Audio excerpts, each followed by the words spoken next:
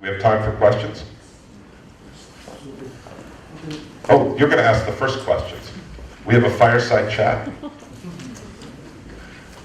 Can we start the fire now? We have a fireside chat without the fire. But just to get the discussion going, because I do encourage you to ask questions to Bill, but just maybe to get it started. In your presentation and the discussions that we had in your book, you mentioned a couple of things that are needed for. Come on up on the stage. I'm too shy for that. So you mentioned a couple of things that are really necessary to spur innovation and entrepreneurship. So you talk about obviously about education, right? As one of the sort of cornerstones. Yeah. But you also there's also an important role for mentoring, financing for entrepreneurs, for networking, right? Making contacts with industry and so on. So what do you consider the most important? And what has the biggest impact? Yeah, so actually I think I put a bunch of backup slides for questions here. So this I'll tell you how many.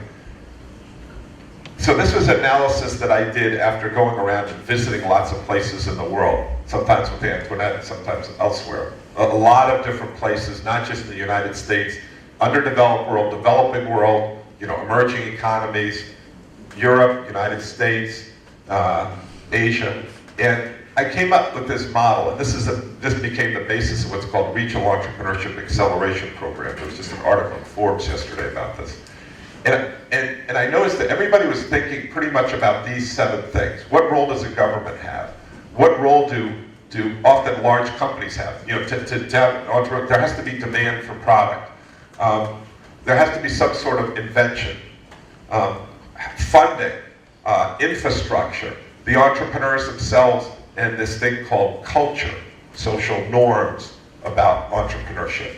These are generally the 7 things that the levers that you look about whether entrepreneurship is going to be successful. And people were often focusing on funding or invention. MIT is the key to doing it. And yet when you go to certain places, so that's the hypothesis, all 70. Which ones depend the most? If you do systems analysis, certain things in a system matter more than others. You actually need some level of all this. If there's no infrastructure, you can't have an entrepreneurial ecosystem. So your question, Paul, is in this, we realize that invention is not as important as people think.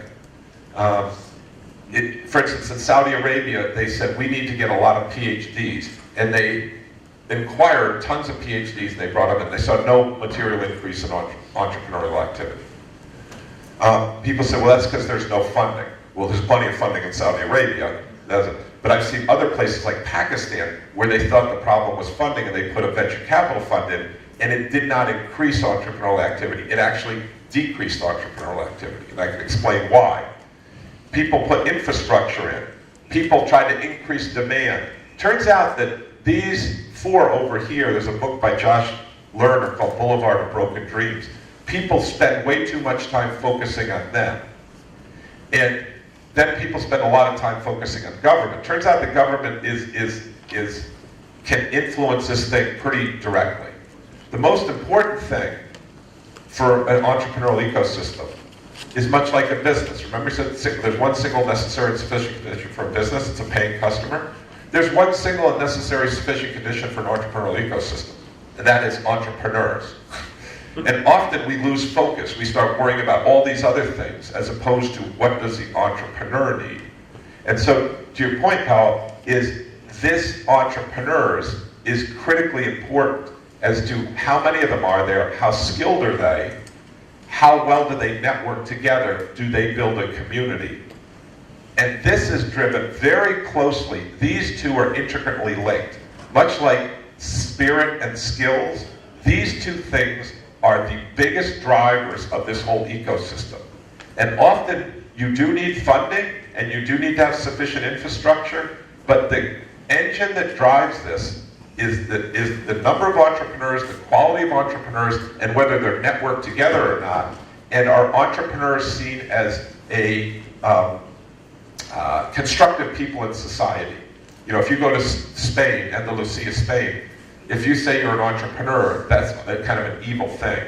That feels like you're exploiting somebody else.